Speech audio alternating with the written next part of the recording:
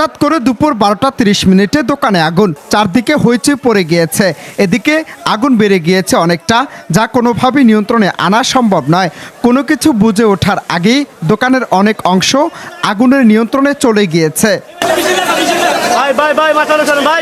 এমন মর্মান্তিক ঘটনাটি ঘটেছে ভোলা সদরের বাংলা স্কুল মোড় সংলগ্ন রানা ইলেকট্রনিক দোকানে।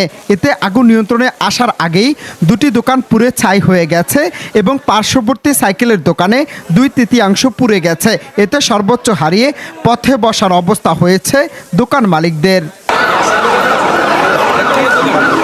তবে প্রায় 2 ঘন্টার চেষ্টার পর আগুন নিয়ন্ত্রণে আনতে সক্ষম হয় পুলিশ এবং ফায়ার সার্ভিস। তাৎক্ষণিকভাবেই ঘটনাস্থলে পৌঁছেন সদর মডেল থানার ভারপ্রাপ্ত কর্মকর্তা ওসি মনির হোসেন মিয়া সহ পুলিশের বেশ কয়েকটি টিম।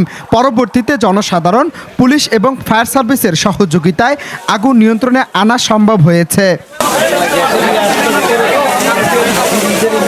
এ সময় ঘটনাস্থল পরিদর্শনে আসেন জেলা আওয়ামী লীগের সাধারণ সম্পাদক মনিরুল হোসেন বিপ্লব, জেলা যুবলীগ সভাপতি এবং পৌর মেয়র আলহাজ মনিরুজ্জামান মনির, উপজেলা নির্বাহী কর্মকর্তা সজল চন্দ্র শীল, সদর থানার ভারপ্রাপ্ত কর্মকর্তা ওসি মনির হোসেন মিয়া সহ রাজনৈতিক ব্যক্তিবর্গ।